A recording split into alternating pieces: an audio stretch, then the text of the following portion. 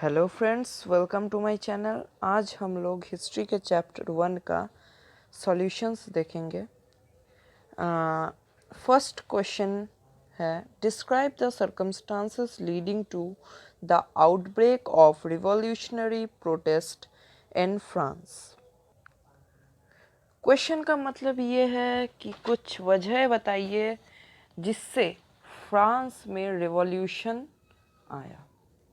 इसका आंसर होगा, following are some of the causes which had a calmative effect to result in revolution in France. मतलब कुछ reasons ऐसे हैं जिससे फ्रांस में रिवॉल्यूशन आया। वो रीजंस है the war with Britain for an independent America. क्योंकि फ्रांस अमेरिका के इंडिपेंडेंस के लिए ब्रिटेन के साथ लड़ रहा था, तो इस वजह से, इस वॉर की वजह से फ्रांस में कर्जा बढ़ने लगा फ्रांस पे, और इस कर्जे को उतारने के लिए फ्रांस को नए टैक्सेस लगाने पड़े। दूसरा सबसे बड़ा रीज़न था प्रिविलेजेस बेस्ड ऑन बर्थ, मतलब जो सुख सुविधाएं जन्म से ही दी जाती थी। Peoples got privileges and position based on their lineage and not on their merit.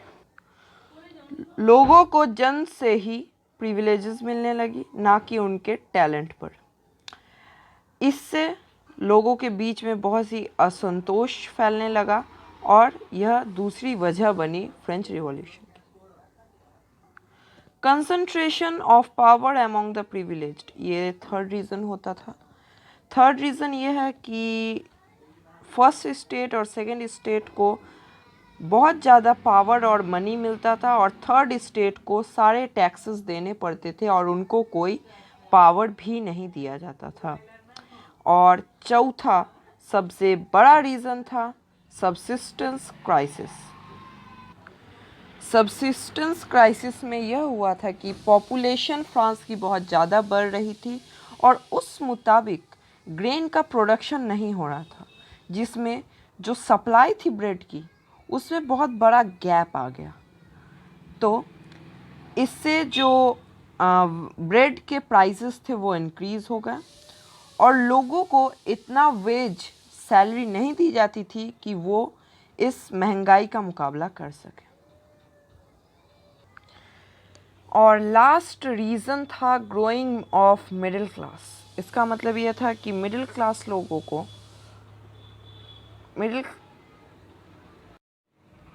Last reason था growing of middle class. Middle class की पॉपुलेशंस बहुत ज़्यादा थी, पर उनको पावर नहीं मिल रहे थे और ना ही वह वेल्दी हुआ करते थे, क्योंकि उनका बर्थ जो है मिडिल क्लास फैमिली में हुआ था, ना कि फर्स्ट स्टेट और सेकंड स्टेट में। तो इस वजह से भी वह अपनी आवाज़ उठाए और फ्रेंच रिवॉल्यूशन का मुख्य कारण बन गया। यह क्वेश्चन आपके एग्ज़ाम में पूछा जा सकता है। करीब 3-4 नंबर इस क्वेश्चन में आ सकते हैं, तो आप इस क्वेश्चन का अर्थ समझें और इसको बनाने की कोशिश करें। सेकेंड क्वेश्चन है, which groups of French society benefited from the revolution? Which groups were forced to relinquish power? Which section of society would have been disappointed with the outcome of revolution?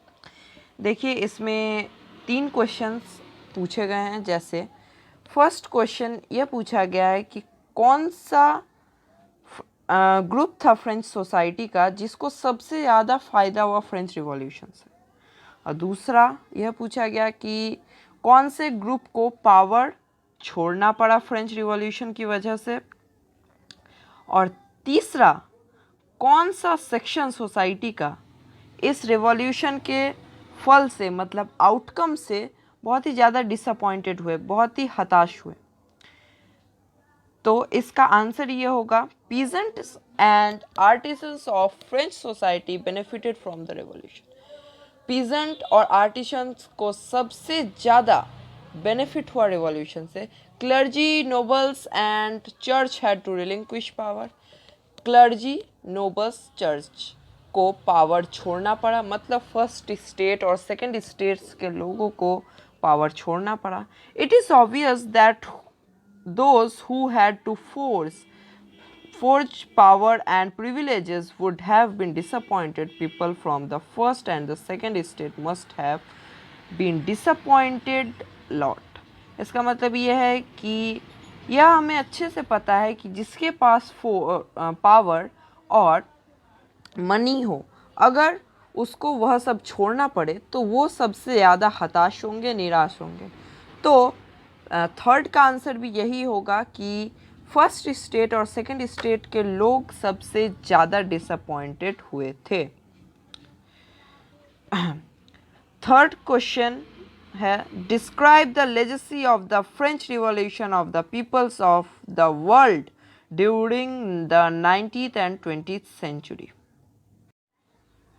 Third के question का मतलब यह है कि यह बताइए कि French revolution से क्या क्या बदलाव आए लोगों के विचारों में, पूरे विश्व के लोगों के विचारों में 19वीं और 20वीं सदी के अंदर. तो सबसे इसका आंसर होगा सबसे ज़्यादा आइडियाज़ ऑफ लिबर्टी और डेमोक्रेटिक राइट सबसे ज़्यादा लोगों के विचारों में फैल गया.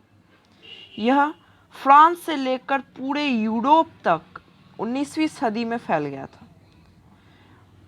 Further this ideas spread to different colonies of the European nations, और धीरे धीरे यह यूरोपियन नेशंस ने जो कब्जा किए हुए थे लैंड, एशिया, अमेरिकाज वगैरह लैंड पे, वहाँ पे भी यह आइडिया फैल गया. Colonized people interpreted and molded these ideas according to respective needs. Colonized people का मतलब ये है कि जहाँ पे यूरोपियन नेशन कब्जा किए हुए थे, वहाँ के लोग थोड़ा सा बदलाव करके अपने देश में भी यह सिस्टम लाए. फोर्थ क्वेश्चन है, draw up a list of democratic rights we enjoy today whose origins could be traced to the French Revolution. Fourth question आप लोगों से पूछा गया है कि ऐसी कौन सी डेमोक्रेटिक राइट्स है जो आज हम लोग एंजॉय कर रहे हैं, भोग कर रहे हैं, जिसका कहीं ना कहीं ओरिजिन फ्रेंच रिवॉल्यूशन से आता है. तो वो फंडामेंटल राइट्स हैं. The right of equality, the right of equality का टर्म फ्रेंच रिवॉल्यूशन से आया था. The right to freedom of speech and expression, यह भी सब बोलने की स्वतंत्रता, यह भी फ्रेंच रिवॉल्यूशन से आया था. The right to freedom from exploitation, the right to constitutional remedies, यह चारों आइडियाज़ और फंडामेंटल राइट्स जो कि फ्रेंच रिवॉल्यूशन से आया था और हम उसे आज एंजॉय कर रहे हैं. फिफ्थ क्वेश्चन है, would you agree with the view that the message of universal right was beset with contradictions, explain. Fifth question का मतलब है, क्या आप इस विचार से सहमत होंगे कि जो फंडामेंटल राइट्स थे वह बहुत सारे विरोधों से भी घिरा हुआ था. मतलब क्या आप इस विचारों से सहमत होंगे, क्योंकि जो फंडामेंटल राइट्स है, ये यूनिवर्सल राइट्स हैं, ये भी विवादों से घिरा हुआ था. इसका आंसर होगा, the major contradiction in the message of universal rights as per the French Constitution of 1791 was the total ignorance of women. इसका मतलब है कि सबसे बड़ा विवाद जो यूनिवर्सल राइट्स में था एज पर फ्रेंच कॉन्स्टिट्यूशन के हिसाब से, फ्रेंच कॉन्स्टिट्यूशन जो कि 1791 में बना था, सबसे बड़ा विवाद था और सबसे बड़ी गलती थी कि उन्होंने टोटल इग्नोरेंस ऑफ वीमेन किया. वीमेंस को कोई भी अधिकार नहीं दिया गया, यह सबसे बड़ी गलती थी.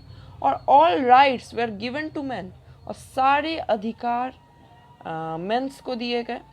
Apart from that, the presence huge number of people as passive citizens without voting rights was like putting into practice what you preach. मतलब यह है कि पैसिव सिटीजन्स को भी वोटिंग राइट्स नहीं दिए गए। और दूसरे शब्दों में हम ये भी कह सकते हैं कि जो यूनिवर्सल राइट्स था वो कहीं ना कहीं एक डेमोक्रेटिक कंट्री का नींव तो रखा था, पर बहुत सारी गलतियां भी इसमें थी। सिक्स्थ एंड लास्ट क्वेश्चन जो कि सबसे इम्पोर्टेंट है, क्वेश्चन है how would you explain the rise of Napoleon. आप एक्सप्लेन कीजिए नेपोलियन कैसे राइज किए, कैसे उन्होंने पावर कैप्चर किया और फ्रांस के डिक्टेटर बन गए। इसका आंसर होगा after France become a republic in 1792। इसका मतलब यह है कि फ्रांस के लोकतंत्र बनने के बाद 1792 के बाद रॉबस्पियरी जो कि सारे privileges wealthier sections of society को दे दिए, मतलब मिडिल क्लास को दे दिए। Further he was a sort autocrat himself, और खुद वह मारे गए। This lead to reign of terror for the following many years. Reign of terror के बारे में हमने पढ़ा था कि रीजन ऑफ टेरर में कैसे लोगों के विरोध करने पर रॉबस्पियरी सबको मार दे रहे थे। और रॉबस्पियरी के रूल जब ख़त्म हुआ उसके बाद फ्रांस में पॉलिटिकल इंस्टेबिलिटी आ गई, मतलब फ्रांस एक तरीके से तितर बितर हो गया और वहाँ पे कोई भी वैसा आदमी नहीं था जो कि फ्रांस को ठीक तरीके से संभाल सके। पूरी जो फ्रांस की जो पॉलिटिकल पावर थी वो एक तरीके से खाली हो गई थी।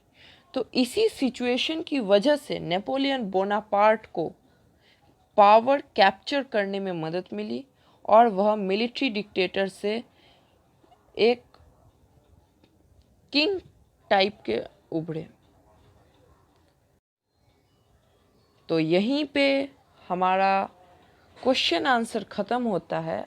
अब आपको अगर ये वीडियो अच्छा लगा तो आप लाइक कर दीजिएगा, मेरे चैनल को सब्सक्राइब कीजिएगा और कमेंट कीजिएगा कि अब आपको कौन सा चैप्टर पढ़ना है। Thank you.